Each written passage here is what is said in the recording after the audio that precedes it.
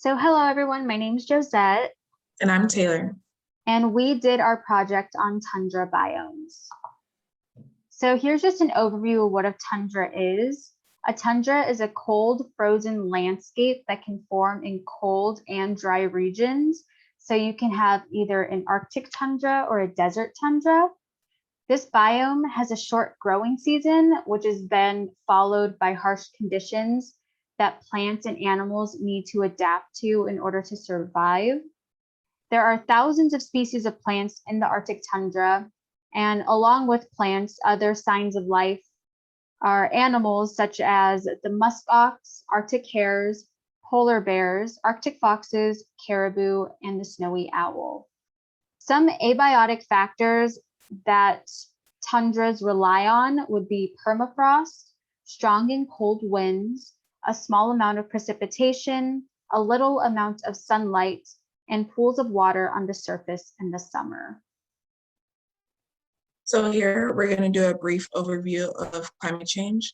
Climate change are variations that happen when dealing with. These can include temperature and the amount of rainfall. It can also be the change of Earth's climate. So compared to weather, climate change actually takes hundreds or millions of years to change, whereas weather just takes a couple hours. Below we have listed some evidence of climate change. We have the global temperature increasing, ocean water temperature increasing, as well as the sea level. Ice is melting throughout different parts of the world, and extreme weather events such as stronger hurricanes, more or less precipitation, and more extreme droughts are taking place throughout the world. So before reading our literature, some predictions that we had made based on tundras and climate change was that there would be an increase of temperatures that will cause sea levels to rise due to melting ice. Also, due to the melting ice, the amount of fresh water that goes into the ocean will increase, which will then decrease the salinity of the ocean and will have a negative effect on marine life. Melting of ice surface will cause animals to leave their habitats, which will then force them to territories, leading to competition and predation of several other species.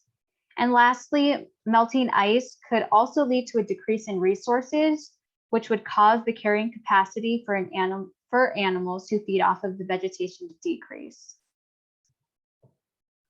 So here are some similarities that we found with our research, with our predictions as well. So melting of ice could cause animals to have to relocate to different locations due to their habitat. Their habitats would be destroyed due to a rising temperature, which could lead to more wildfires, which causes a loss of biomass. And both articles that we found supported that anthropogenic impacts such as oil drilling and pollution would have a big effect on the tundra ecosystem as a whole. Some differences in our literature that we found versus our predictions are that neither of our articles supported our prediction based on rising sea levels or the increase of fresh water going into the ocean. They didn't support that melting ice would decrease vegetation and resources for the different species, but it instead said that rising temperatures would increase vegetation. Within our predictions, we didn't take into consideration that insects could increase in their amount of numbers due to the rising temperatures. And here's a list of our references. Thank you so much.